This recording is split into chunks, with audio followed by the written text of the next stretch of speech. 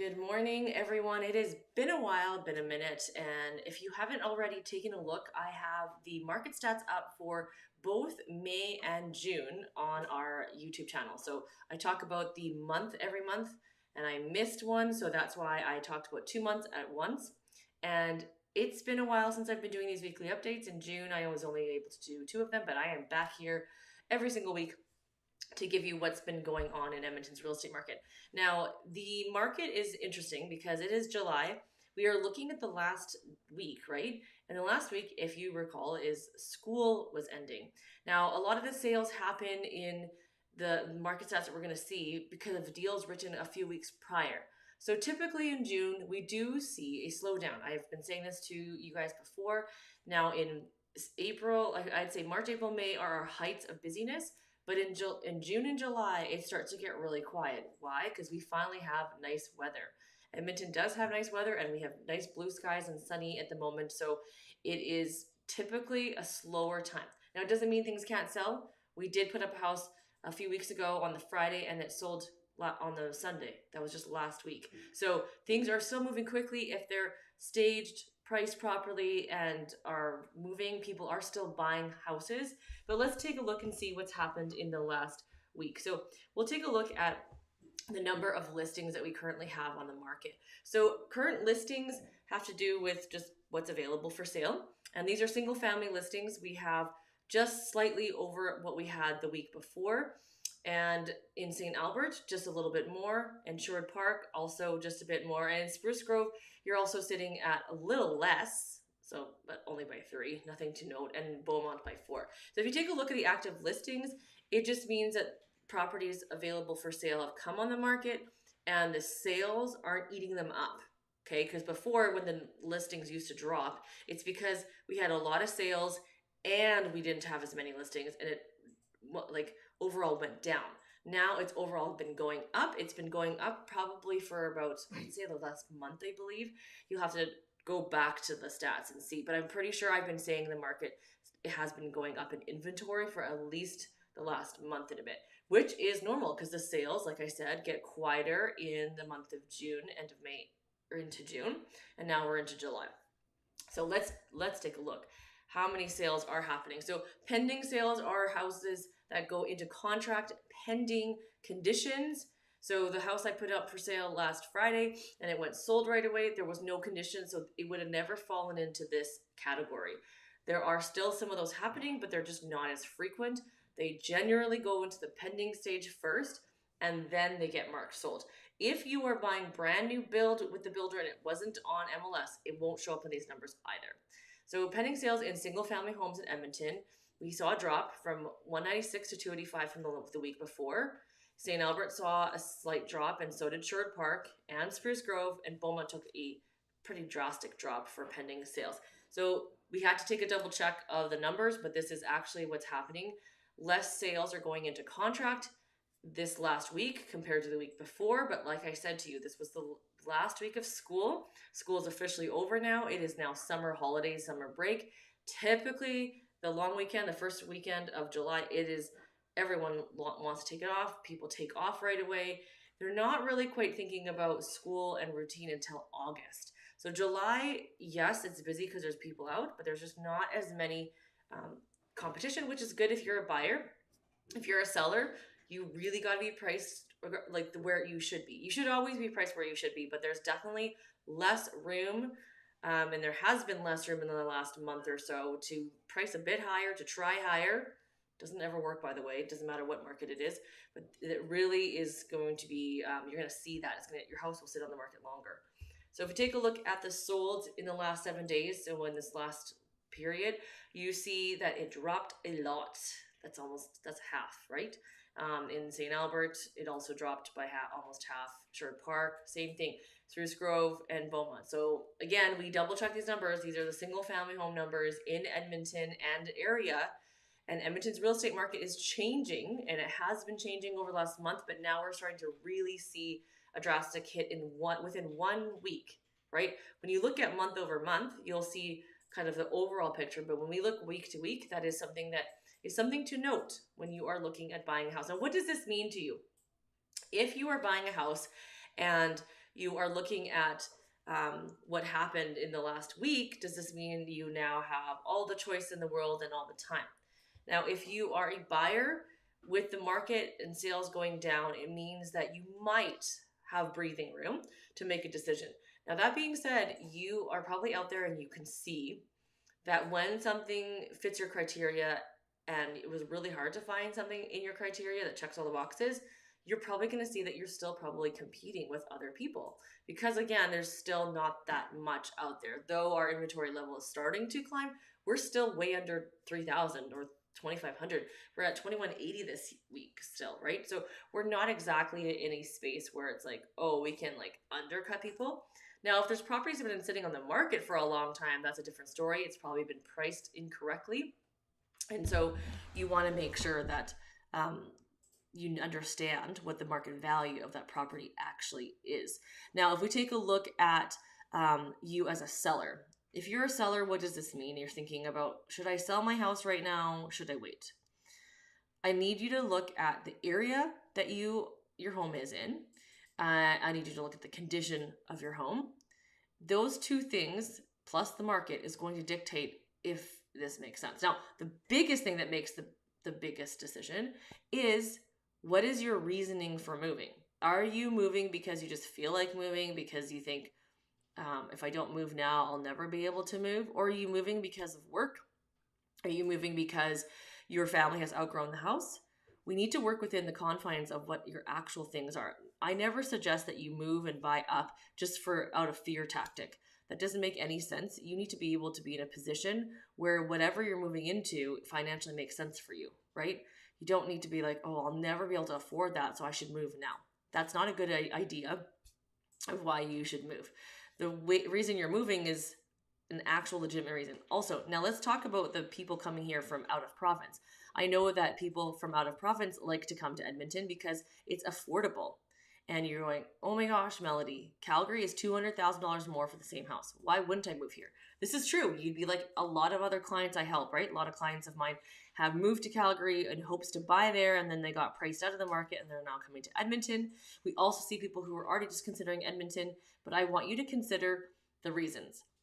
It's really nice right now. If you come visit Edmonton, you're going to experience some really nice weather. You're going to experience some great festivals because we're known as Festival City.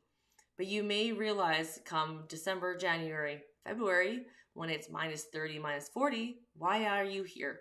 You may have been a little too quick to move because you thought, I can afford my family a life here.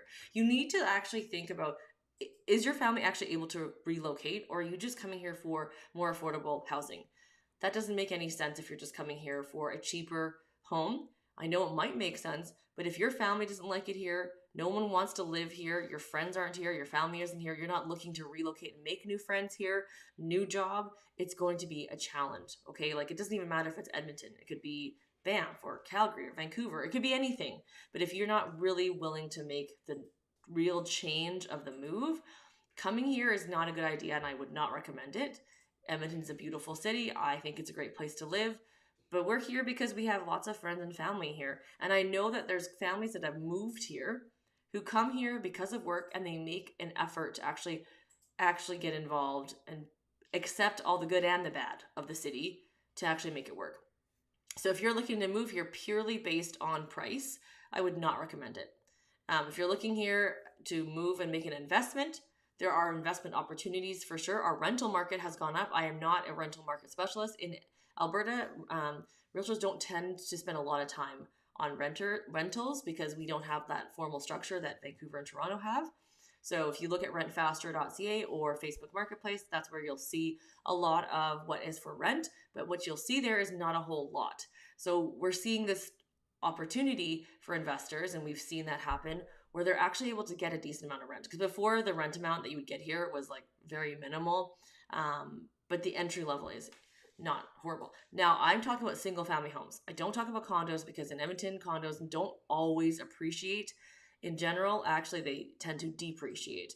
So single family homes, you can buy investment properties. We have properties that are townhouses with no condo fees that tend to do really well, even for first-time home buyers. If you're a first-time home buyer, I want to talk to you right now too. In Edmonton, we still have opportunities. So in the price range of about 300 to 400,000. If that's what you're thinking of spending, you're going to get properties that are likely now in the condominiumized world. Now, what does that mean? It means there's condo fees. You can still buy homes with no condo fees in that price range, but you're going to have to be willing to do some sort of compromise in terms of maybe the age of the home, the size of the home, the location. You can buy a single family home for under 400,000, but you probably are going to be buying work as well. In general, just speaking in general, if you're watching right now and you have a neighborhood that you want me to pull up, I can take a look at the neighborhood and show you what the average price is.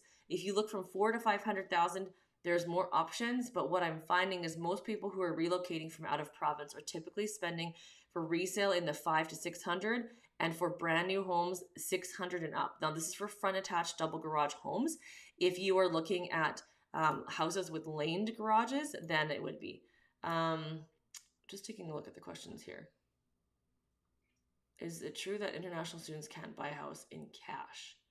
I don't know if that's true. So I'm not a mortgage broker. You would want to talk to a mortgage broker to find out about the finances of that. There's probably a whole bunch of other things that you need to find out in regards to that question about cash. Is it typical for sales to drop in a long weekend week? Well, yes, because people are off. So if you're gone, then you can't be writing an offer. However, if the deal was pending until this last week, it would have been written 2 weeks ago, typically. So what you're seeing is the sales dropped actually mid-June, not the long weekend week, if that makes any sense. So getting back to what the average price is, if you're buying brand new build, you need to be looking at spending 500 to 600 for a laned home and 600 and up for a front attached garage home. And a lot of those homes are now 0 lot lines. You don't even have the option to find the wider lots because they're not even building them in the new neighborhoods. They're like 22, 24 pocket. And you might be okay with that because you're like, well, there's nothing that grows on the side of the house anyways. But one of the things I'm seeing that is a trend that is something of note, the garage is very small. So the garage is a double door, but there's like nothing between the door and the wall. Sometimes it's just a piece of 2x4. I'm not even kidding you. So what does that mean? You can fit technically 2 cars, but you can't get out. So some of them you can physically fit 2 cars and not get out. Some of them you can fit, but you have to like squeeze yourself out. So if you're planning to have any sort of storage in your garage, what people normally do, they usually put their lawnmower in there. You're probably going to need a shed in the back to solve that problem. And you probably won't be using the garage for storage other than your garage, unless you build shelves on the upper. So something to consider when you're buying a brand new build. That's important to think about. For resale, if you're looking to move into the river valley areas that are more, they keep their equity a lot longer and you have access to all the paths and they're really nice areas, that average price also went up. Our average price point in Edmonton has gone up. If you watch my market stats video that I just put out, that average price point is well over 500,000 now. So you can't be expecting to spend 400,000 inside the city.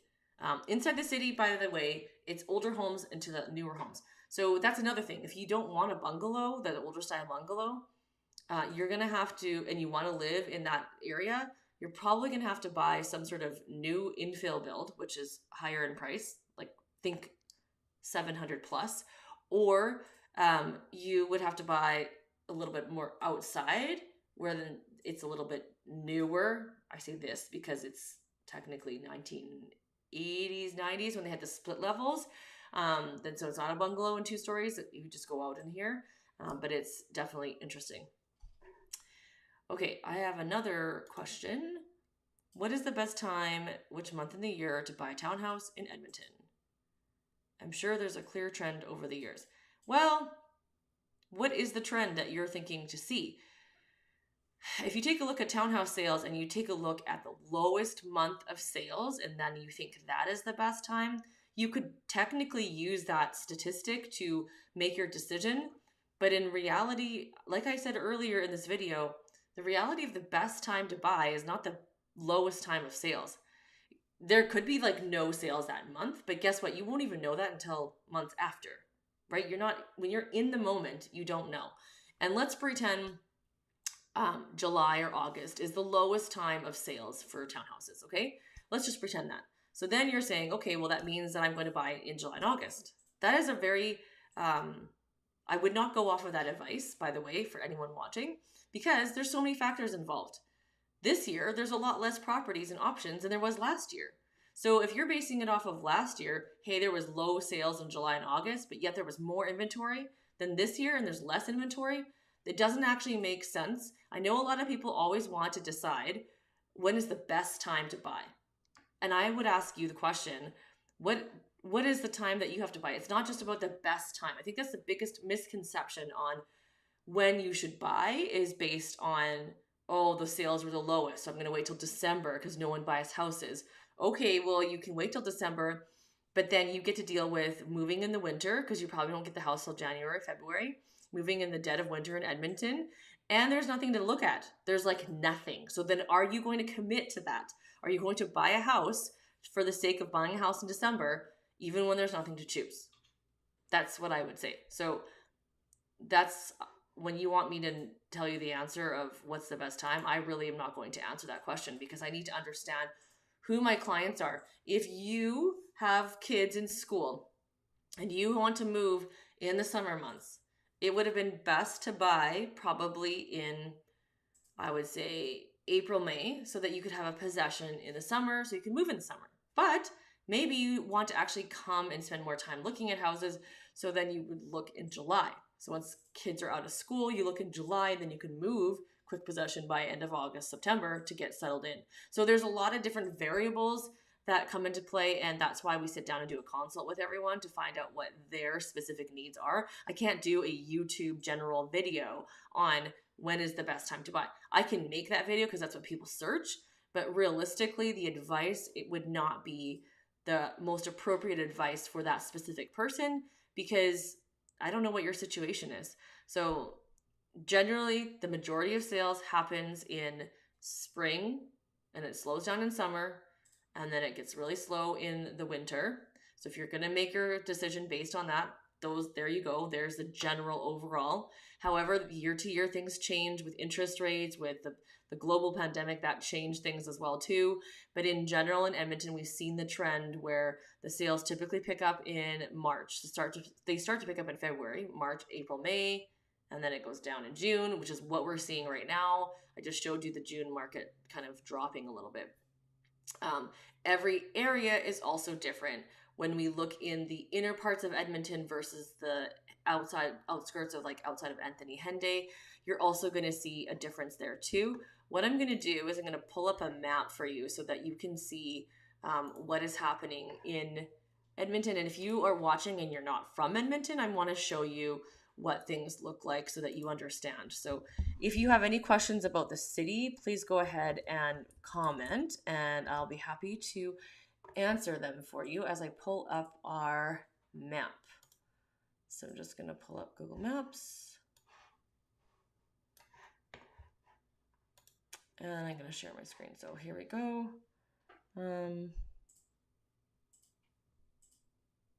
All right. So you can see here that we have Edmonton. I'm just going to close this. And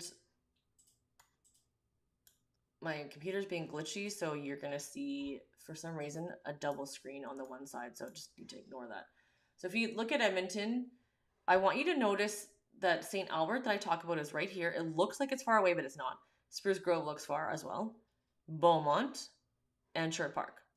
Now you can see both Sherwood Park and St. Albert pretty much look connected because they are. You can't even tell when you're driving down this road. And Sherwood Park, you actually see a little bit of, it seems like you're leaving Edmonton a little bit for a small period of time, but then you're right there. And then in Beaumont, yes, you drive down this street. And the interesting thing is all of this has become super developed. So it doesn't look like that on Google Maps yet, but this is getting more and more developed. And Beaumont is actually stretching out as well too. In Spruce Grove, this very western part of, that's not west of Edmonton, eastern part of Spruce Grove is within from here to here. It's a 10-minute drive. It's not that far. It seems really far. Now, no one can live in Atchison, by the way, if you're like, hey, I want to live in Atchison. That is industrial park, so you're not going to be able to live there at all. Um, and then in St. Albert, like I said earlier, it's easy. Now, there are more little suburb areas outside of these spaces, but this is the general the general bank of it. Now, if you look at Edmonton, you see how big Edmonton is compared to St. Albert, Spruce Grove Sherwood Park, and Beaumont. That's why I want to give you the market stats. It's so small in these areas and then so much larger here. Now, Edmonton has a lot of different communities, and you see this river valley here that runs through Edmonton. This is the communities that typically are more coveted because you're within walking distance of a gorgeous river valley in Edmonton. So I would say this area. And then you've also got the University of Alberta here and Strathcona. This Strathcona, by the way, is like an old area. Like this is 100 years old. Edmonton starts old, like 100 some years old right here, and moves newer. So like right here in this part, it's like 1950s, 1970s, 80s, 90s, and then over here is 2000s and newer. This area here specifically is, I'd say, 2005 and newer over here. Rosenthal is a bit later, like it's newer. Um, Hamptons is a bit more established. This is all the new areas that the new builds call west. So technically it's west, but it's really getting close to southwest. We used to say, hey, it's close to the Corn Maze. It used to be far out of Edmonton, and now you can see Uplands, Stillwater, River's Edge is like right around here as well. They're all really close to the Corn Maze. So River's Edge is here. So these are the new neighborhoods here. These are all acreages and subdivision. And I was telling my kid, acreage and subdivision just means large homes with acreage size lots, but like 1/2 acre, maybe 3 acres, that would be large in subdivision. So they have big houses. You cannot just have just small houses. And yes, that's not the average price point of 500,000. Not even close. It's quite a bit higher. And then Windermere Southwest, that's this area here. You see me talk about that. A lot of first-time home buyers will move into South Terwilliger to Lurgertown because their price points are more affordable. Now they've gone up a lot because I've had clients that bought in here and I've noticed how high the prices have gone. So you can't go backwards in time, unfortunately. But for the people who did buy at the time, they're seeing a lot of great value, which we typically don't see year over year. This is another area that's newer that has been developed. So if you're looking for a new home and you are looking to stay within a certain amount of budget, you're probably going to be looking at these like outside of Henday areas. And you might say, I want a new home, Melody, but I want to live by the university. Okay, well, that's possible, but the types of new homes that you're going to buy in those areas are the price point's going to be much higher. And you're going to be looking at the infill properties because they're not new neighborhoods. They're all older neighborhoods with the tree-lined streets. And the lots sometimes are bigger, usually bigger than the new build areas. Or you're buying a skinny, or you're buying a duplex. So it is possible. You do need to consider a whole bunch of different things when you are looking at the locations of where you're buying in Edmonton, because it is definitely very dependent on where you live. Here in this River Valley area, people think, oh, this is great. This is a floodplain. It hasn't flooded since, well, I got married almost 20 years ago. And right when I got married, there was a flood from the river valley because the water level came so high, and so then it flooded. So it doesn't always happen, but you do need to consider that. I actually want to live there when I first was buying my very, very first home, and my dad's a realtor and told me about that. So we didn't go there, even though I really wanted to be there. At the time, the prices of the houses weren't as crazy as they are now, but they're quite a bit more. So if you're also looking to get your foot in the ground in Edmonton, and you want to one day live in these areas, then I would recommend that you do buy a starter home in these areas. Don't buy in the subdivision, or the new areas. I wanted to say subdivision, but no, suburban. That's what I was trying to say. If you want to build equity, you would need to buy, let's say, some starter homes would be like Elmwood, Linwood. Grosvenor's already not really starter home. Maybe McQueen. There's certain areas I would stay away from due to crime, but like these areas, if you bought in here just to start, you could build that equity because the equity builds at the level that it needs to for you to move up to the next house that maybe is in Parkview. Like you'll have more of a chunk of money to then move into Parkview to gain that equity there. If you end up buying brand new build, you're probably going to always stay in the brand new build because your equity won't grow the same amount as within the city. And you have to take that in consideration. And the houses are very different as well too. The houses, to start in the areas like Elmwood and Linwood will be 1950s bungalows. You can buy houses that are renovated in there. They don't have to be from scratch. So it's something you have to consider if you're like long term. What is your long term plan? So let's see. Okay, I have another thing from Safa. Let me just put this in the broadcast. Let's say Southwest and Hamptons. So Hamptons is at West End, by the way, just so you understand. Anything on this quadrant is considered west. This is considered a southwest when you're going east of the river. Sorry, I'm like really bad with north, south, and east and west. Okay, and Hamptons for 2 adults, 2 kids in a townhouse in next year. Oh, well, I don't know I can't predict. I don't have a crystal ball as to what next year's prices will be. I can show you what this year's price is, and I can also give you some insight as well. In Hamptons, that neighborhood is a little bit older, so that was built in the late 1990s, early 2000s, and the townhouses they have in there are all condominiumized. They did not have the non-condominiumized townhouses until Rosenthal, I remember, was one of the first. Homes by Avi was the first builder to do this. And so I sold actually quite a few in here, and their equity gain has come quite high over the years because it was in the 300s, and now they're in the high 300s, low 400s to buy those exact townhouses.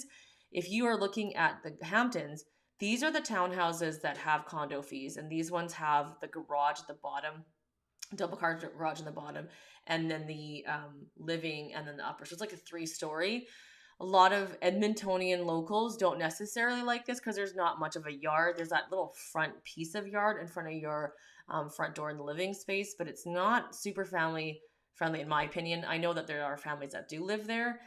The houses with no condo fees, because I'm a big proponent on that, I would recommend. That actually has a yard in the back. The garage is detached, but it actually has a yard for the kids to play in. Now, if your kids are older, they don't care about that, then it wouldn't matter. But keep in mind the sizes of bedrooms in these townhouses. These townhouses are usually about 14 to 1600 square feet. I'm just talking in general.